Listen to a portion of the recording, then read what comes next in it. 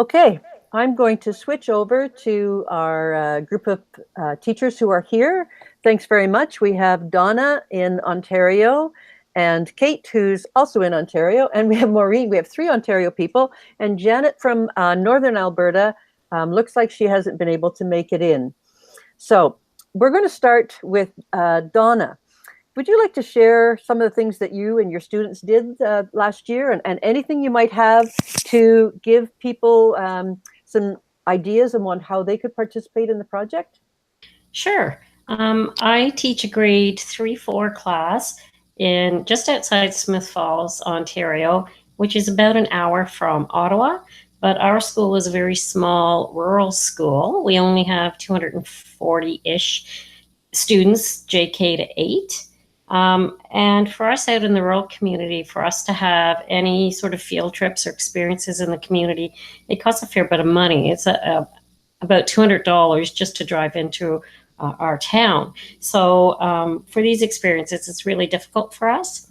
I found a Kids Guide to Canada somehow online, and I was very excited about that because I wasn't overly pleased with the resources I had to teach my kids about Ontario and Canada.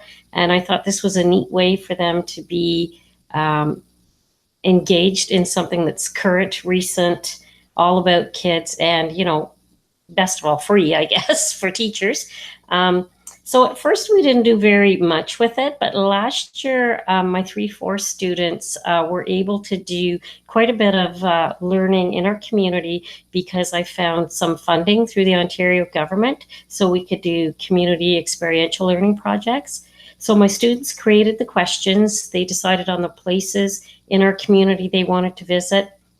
We took several trips. They had their own little journal books to write their questions. It was their job to record responses from the people we visited. We got to visit the mayor, our local reeve, gardening center, the fire department, which was really exciting, our local arena. And then when we came back, they then wrote about which parts were most important to them about the community. Then they made an alphabet book. They decided they all wanted to do their own picture drawings for a book. So they went through their notes and chose all alphabetically images that would represent what's important to them. Each student created their own picture book.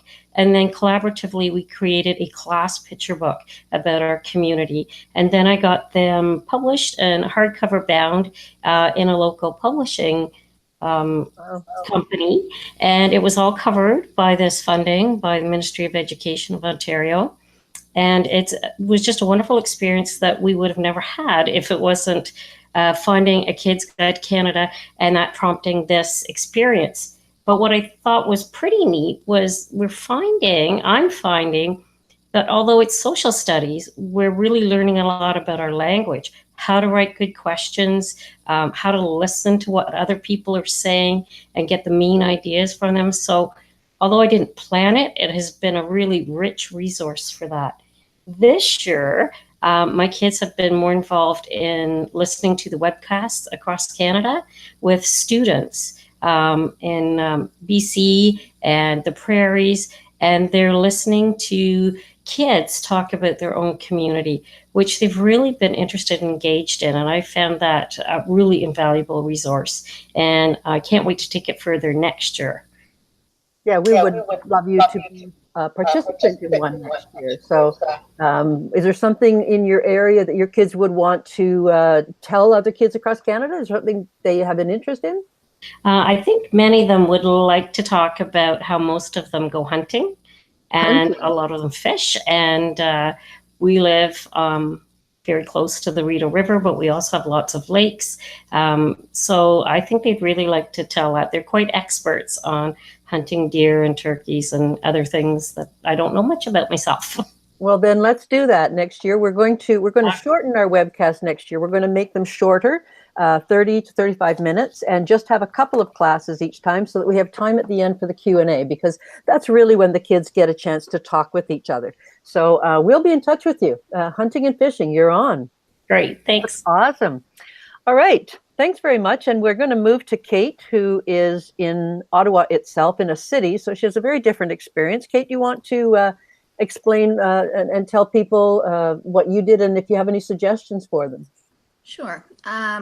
So last year, I was teaching grade 3, and we did a I teach language. I don't teach social studies, so I was approaching it from that perspective, and used the kids guide with the kids to do kind of a journalism project where they made a book in the book creator app on the iPads. They went out and took pictures of what they were doing in sort of a day in the life in our community.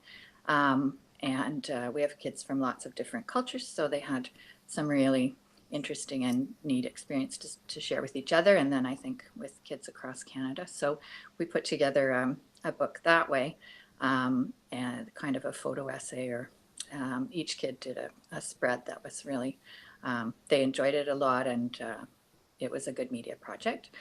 Then this year I have grade 2, and we're going to do a mapping project in our community. So maps are really hard for grade 2s. So we're going to take a map, work on reading the map, and then go out and walk a route in our community and do our own map, put on landmarks that are important to the kids, and then attach commentary to each landmark so they can describe what's important about that park, or what they do at the arena, or things like that that make our sort of suburban Ottawa community important and special for them. So you haven't had any difficulty in finding, if you live in a typical, not so you live, the school is in a typical suburban area that would be found anywhere across Canada in a large city. So even though you live in a large city, you haven't had difficulty in finding local things for your students to work with. No, I don't think so, because I mean, there are amazing things to do in Ottawa as a whole. And the kids certainly do spend a lot of time doing the big things in the city, going to museums and stuff. But their time, a lot of it is spent in our local community, and yeah, that is what's important to them. So it wasn't hard to find different ways to tell the story of where we live. I teach English and math, so I'm doing the mapping this year with more of the math side of what I do. And then I don't know what I'm going to do next year, but I'll just do something else. It's not hard to find projects. Well, because it's so open. Yeah, and there are a lot of ideas on the website of different things you could do, and then you can just spin off from there to whatever works for your class. So it worked fine for me. Yeah, we need to put that chart of the ideas and the examples onto the slideshow of the 7 steps, for starters. It's a good starting point. Yeah. Mm-hmm. Yeah. Thanks very much.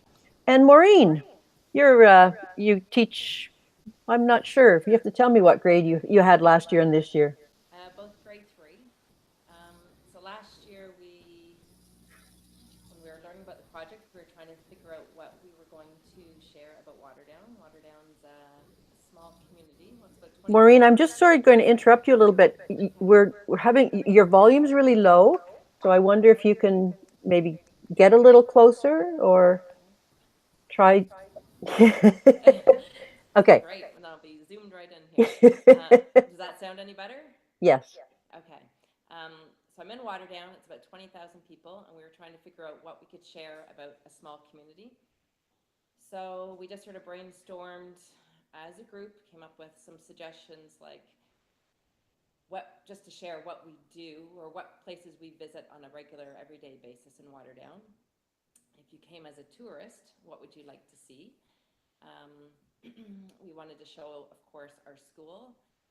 We tried to look up famous athletes that came from our small little towns, so we could share that background. A little bit of history, so we had different ideas of with what children wanted to share.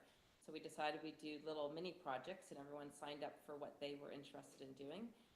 And that's what they did. So they did their little research, and then they put it together in something called a sway, like a little online presentation. And then we put all of those presentations onto a Padlet. So the kids wanted to, or they worked with people that they were, or on similar projects that they were interested in. and what was important to them. So in total, I think we had about 6 or 7 little presentations to share about Waterdown. And they all are Another thing I published. wanted to They're all share- published authors. Yeah, they are. And even just highlighting kind of events that happened in our school, and they drew, like, so we had photographs that were taken around the community. They drew pictures of things that were important in the school. So a real variety when you look at it.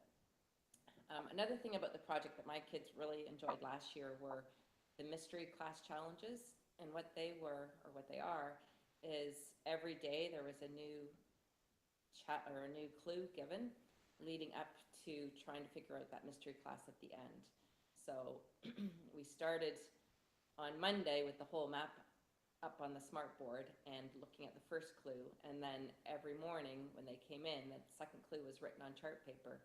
And we kind of worked together as a class to try to narrow down that map to try to figure out where the mystery class was. So really engaging activity that the kids really loved. And, you know, we love the challenge of trying to be that, you know, try to find it first type of thing. So it was Trying to be the winner, the first class to find the mystery class. So those mystery classes are just on the Kids Guide map.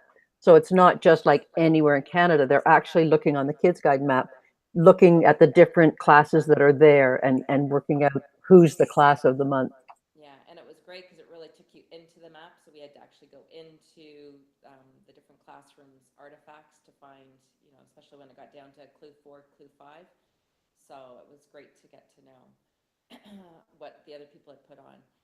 And also using the map for social studies. I know this year I've gone to it a number of times. So when I was teaching the different regions of Ontario, and we were learning about the Canadian Shield, I know we visited the artifacts that the Kearns school community had placed on the map to learn more about that. So it's a great resource for social studies, you know. And that's really what it's intended to be, a resource. But then the other part of it is that once you're on the map, you can find classes and then go to the Digital Human Library and connect with that class. So going to the Digital Human Library was put in place because we didn't want to put teachers' information publicly on the map. So we had to think, how can classes connect with the classes on the map? So the Digital Human Library is already a phenomenal resource for teachers like Donna in places where it's very expensive to go on busing, that you can actually connect with teachers all across Canada. You can find experts who are willing to do presentations to your class. So all of those kinds of things, and I've lost my train of thought, and I'll cut this little clip out. So whatever we were just what were we just talking about? How did I go on that? I mentioned about going to Kearns to visit them. Oh, okay. So and that's what the whole project was about, was to be a social studies resource, but also a way to actually connect and talk with kids who actually live in these places. So that brings me to the final point. Our time is up. We have 2 webcasts coming up. One on June the 8th, Friday, June the 8th is World Oceans Day. And we have a couple of classes from the Pacific Coast who are going to present. And we're waiting to have confirmed a class from the Atlantic Ocean. Unfortunately, we don't have a class in the Arctic who is able to participate live in a webcast, but we're hoping to have some representation from them. And our second webcast that we're putting together is actually from 4 classes in the Arctic who are finding alternative ways of putting together a webcast when they can't actually rely on having live video conferencing happen. It might work that day, it might not, and so we're getting videos, and we're creating a Q&A using Flipgrid to have questions. Donna's class has already made some questions. We're going to present those questions to the classes in the Arctic, and then we're going to record their answers and put them together so that there is a chance to actually see kids in the Arctic answering questions and telling about their life in the Arctic. So we're just beginning to plan next year's activities. We'll be ready to go in the beginning of September. And we now have everything in French. So we're really looking forward to expanding the French component of the project next year. So if you're interested in participating in the project, please, I'll put the final slide back up. Get in touch with us in any of the ways that are possible. And we're here, and we'd love to have you join us and connect with all the kids and create, and I'm going to create a different ending because this is not very good. What am I going to say? I love being able to edit. What am I going to say? We want them to join us and help us create really engaging opportunities for our kids to learn, share, and connect with each other in deep and meaningful ways. So thanks, everyone. Thank you, Maureen, Donna, and Kate, and Janet, who wasn't able to join us. And we'll see you, hopefully, in the Kids Guide. Thanks, everyone.